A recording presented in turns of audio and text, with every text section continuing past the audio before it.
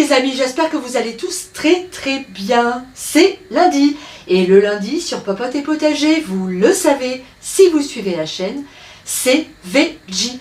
Tous les lundis sur cette chaîne, on cuisine des recettes végétariennes. Et vous pouvez retrouver toutes mes recettes végétariennes sur le site popoteetpotager.fr. Allez y faire un tour, faites-vous plaisir, vous allez voir, il y a plein de super recettes.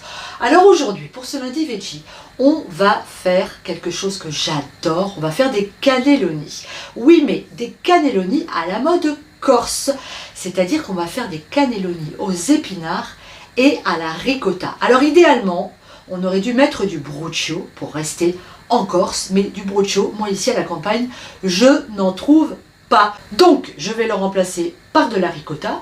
Vous pourriez aussi le remplacer par de la brousse. Alors, le bruschio, c'est un fromage de brebis ou de chèvre. La ricotta, c'est un fromage de vache. Mais vous allez voir que la recette en sera tout aussi bonne. Vous êtes prêts?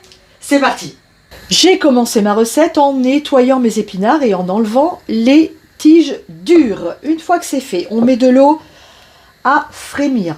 Quand notre eau frémit, on vient y mettre nos épinards à cuire et on arrêtera la cuisson dès la reprise de l'ébullition. Voilà, tout simplement.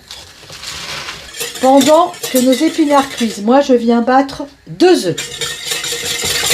J'y ajoute ma ricotta et je fouette à nouveau. C'est le tour de l'oignon et de l'ail,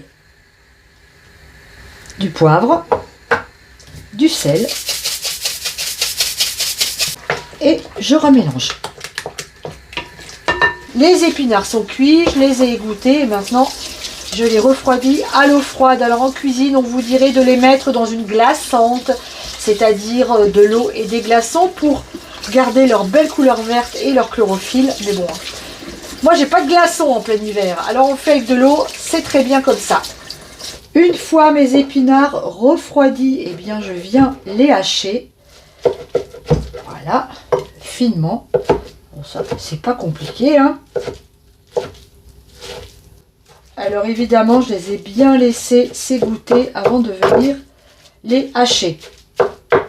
Je les ajoute à ma farce œuf ricotta. Je mélange.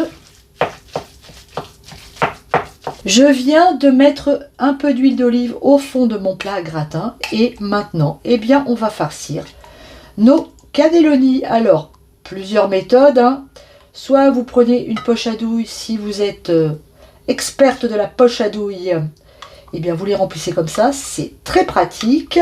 Et sinon vous faites comme moi, avec une petite cuillère, ou alors encore plus simplement, avec les doigts, hop, on fait comme ça et on remplit, ça marche très bien aussi.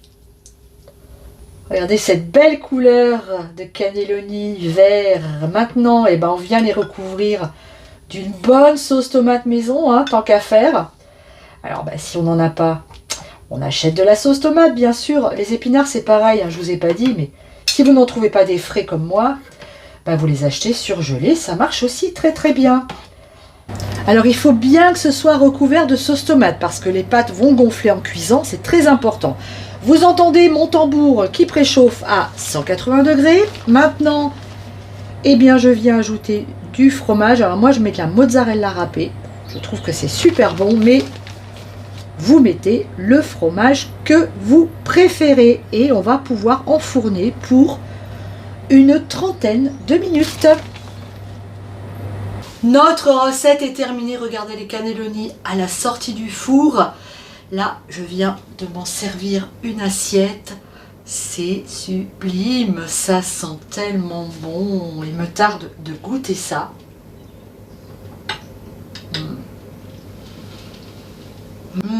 C'est vraiment délicieux. Alors en Corse, ils les font avec des blettes, c'est aussi très bon et ils y ajoutent même de la menthe. Moi, menthe épinard, j'ai eu quelques doutes, mais là, comme ça, c'est un pur bonheur. Les amis, je vous embrasse très fort. Je vous dis à très bientôt. N'hésitez pas à venir faire un tour sur notre site popoteetpotager.fr. Vous verrez, il y a même une e-boutique. Et puis on se dit à très bientôt, soit dans la cuisine, soit au potager. Gros bisous à tous. Ciao.